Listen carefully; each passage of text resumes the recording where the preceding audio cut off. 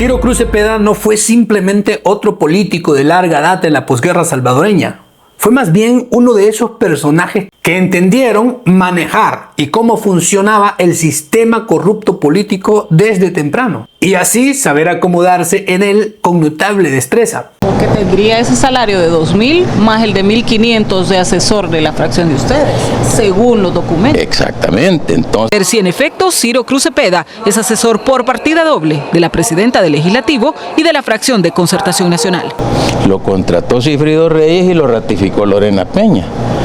Por décadas construyó una carrera duramente criticada, pero sostenida con el partido PCN de manera sorpresiva. Y no precisamente por casualidad, sino por una habilidad bastante afinada para moverse donde el poder se concentraba. Su paso por la Corte de Cuentas en los años 80, un puesto clave para vigilar el uso de fondos públicos, no fue un simple escalón técnico, sino una muestra temprana de que Ciro ya sabía cómo posicionarse en los engranajes más sensibles del Estado, justo donde la política deja de ser discurso y se convierte en control. Con ese olfato bien afinado para el poder, el salto de Ciro Cruz Cepeda hacia la Asamblea no fue precisamente un accidente, sino el siguiente movimiento lógico de alguien que ya entendía cómo funcionaba el engranaje del Estado. Bajo la bandera del PCN, partido que fue experto en sobrevivir a cualquier cambio de la época, incluso hasta la actualidad, llegó a convertirse en diputado y con el tiempo en una pieza constante dentro de la Asamblea, y se incrustó siempre donde se tomaban las decisiones importantes. Y por si el escenario nacional le quedaba corto, también fue parte del Parlamento Centroamericano, ese cómodo lugar regional donde muchos políticos prolongaban su vigencia sin mucho escrutinio público. En ambos espacios, Cruz Cepeda no fue simplemente espectador. Fue un operador con una ambición clara que supo acumular cuotas de poder y mantenerse vigente durante años, demostrando que en la política salvadoreña, más que brillar, lo importante era saberse quedar y tener las alianzas grises, opacas, con las personas indicadas. Ciro Cruz fue vicepresidente de la directiva de la Asamblea entre mayo del 91 y el 94, un periodo clave porque coincidía con la transición final del conflicto civil hacia los acuerdos de paz. A partir de ahí, más que iniciar una carrera, prácticamente se incrustó en la estructura política del país y nunca volvió a salir. Desde ese momento, Cepeda entendió que el verdadero poder no siempre estaba en la presidencia, sino en los espacios donde se negociaba, se bloqueaba o se habilitaba la gobernabilidad. Es decir, él aprendió a cómo vender gobernabilidad porque se convertía en el partido bisagra. Con los votos que él tenía como máximo líder del PCN, se tomaban decisiones y se podía vender esa gobernabilidad, hacer mayoría en la Asamblea. Con ese poder de partido bisagra fue acumulando influencia de forma constante, creciendo en peso político, sin necesidad de tener un protagonismo excesivo o un partido grande. Así, mientras otros entraban y salían del escenario, él se mantenía firme, moviéndose entre los acuerdos y repartos de poder, consolidándose como uno de esos operadores que sin hacer mucho ruido terminaba siendo indispensable para que el sistema funcionara o se trabara, se bloqueara.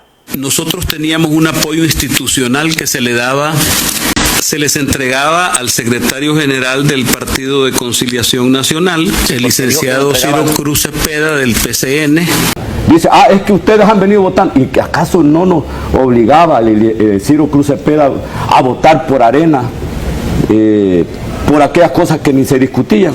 Bueno, nosotros con Arena siempre hemos tenido entendimientos, pues también ellos participaban de esos entendimientos entre PCN y Arena.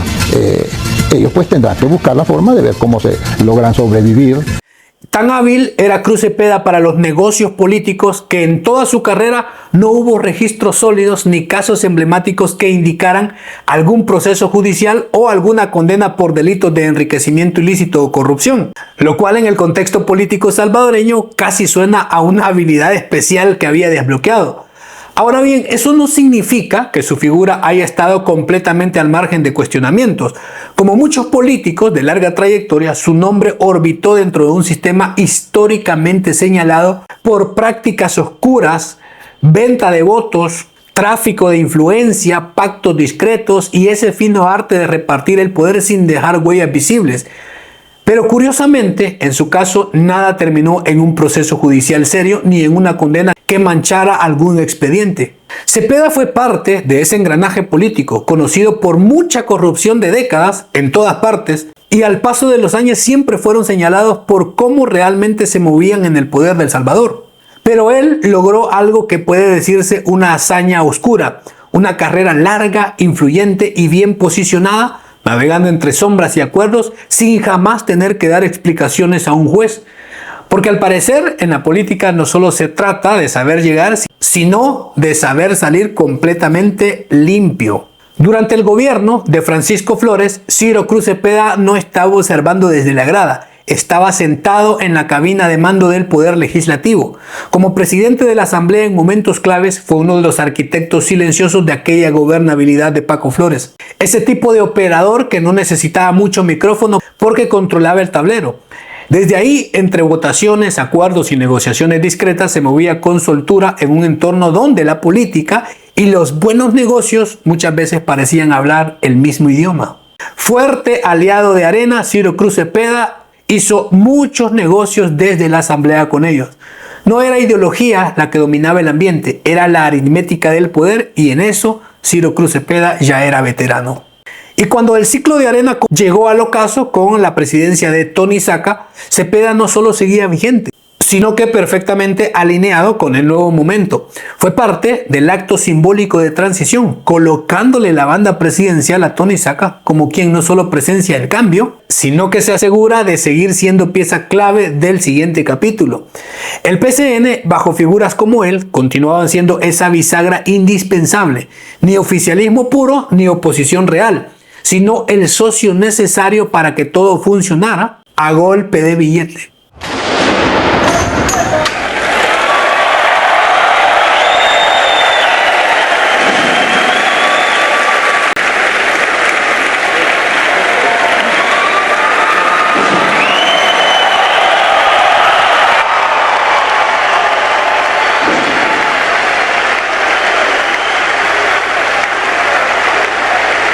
Y si alguien pensaba que el cambio histórico con Mauricio Funes, el primer gobierno del FMLN, iba a dejar fuera a Cepeda, claramente no entendía cómo operaba el sistema.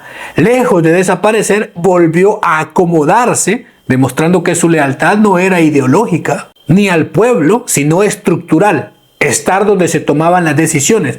Así también encontró espacio para negociar con el nuevo gobierno, confirmando que, más allá de los colores partidarios, su verdadero talento era mantenerse vigente en el gobierno que quedara. Porque al final, estos gobiernos cambiaban, pero los operadores del poder, si sabían jugar bien, siempre encontraban dónde caer de pie. Y allá, por el año 2011, es muy recordado que Ciro Cruz Cepeda intentó presidir una sesión plenaria en la Asamblea en evidente estado de ebriedad, lo que generó críticas inmediatas incluso dentro del mismo órgano legislativo. Perdón, compañeros, le voy a dar la palabra a la compañera Lorena Peña por el orden.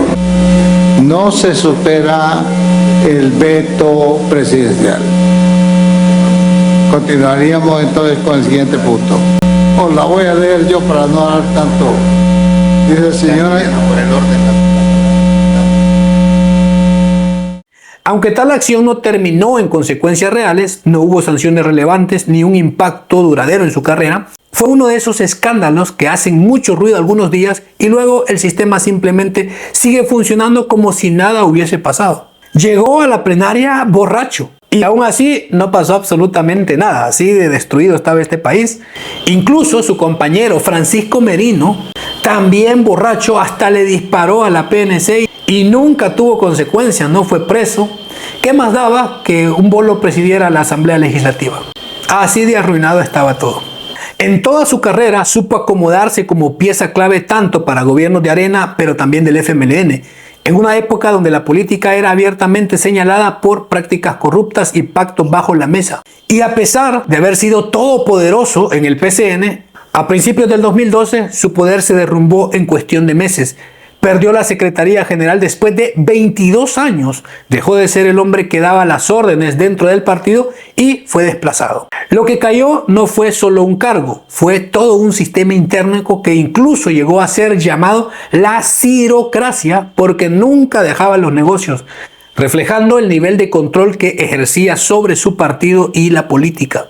Terminó como un candidato más, disputando un curul en condiciones mucho más difíciles, sin el control que antes tenía sobre el PCN. Pero dentro de este partido había tensiones internas y un intento de renovación, donde figuras de la vieja guardia comenzaban a estorbar más de lo que ayudaban. De hecho, hubo presiones internas para sacarlo del partido y abrir espacio a nuevos perfiles, evidenciando que su figura ya no era tan cómoda ni siquiera dentro de su propia casa política. Quiso volver a la mesa donde se repartían las decisiones, pero esta vez no le habían guardado la silla.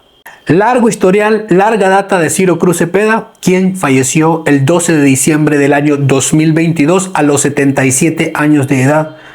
Su muerte se atribuyó a causas naturales, luego de varios años en los que su estado de salud ya venía deteriorándose, lo que también había marcado su retiro progresivo de la vida política activa desde finales del año 2011. Y después de más de 20 años instalado en la política con los altos acuerdos, Ciro Cruz Cepeda cerró su historia como pocos, invicto, sin juicio, sin cárcel, sin condena, sin investigaciones, sin esa incómoda visita a los tribunales que alcanzó a muchos otros de su generación. Se fue con un patrimonio muy sólido, una carrera larga y la tranquilidad de quien supo moverse siempre a conveniencia. Porque si algo demostró es que en la política salvadoreña no solo se puede sobrevivir, también se puede disfrutar hasta el final, negociar sin consecuencias y retirarse como si nada hubiese pasado. ¿Y esto por qué? Hay muchos en la actualidad que fueron socios de negocios oscuros con Ciro Cruz Cepeda y todavía están en la política. Tremendo. Pero bueno, saque usted su conclusión, déjenla en los comentarios. Muchas gracias por apoyar el contenido, por llegar hasta el final. Cuídense mucho, nos vemos. Hasta luego.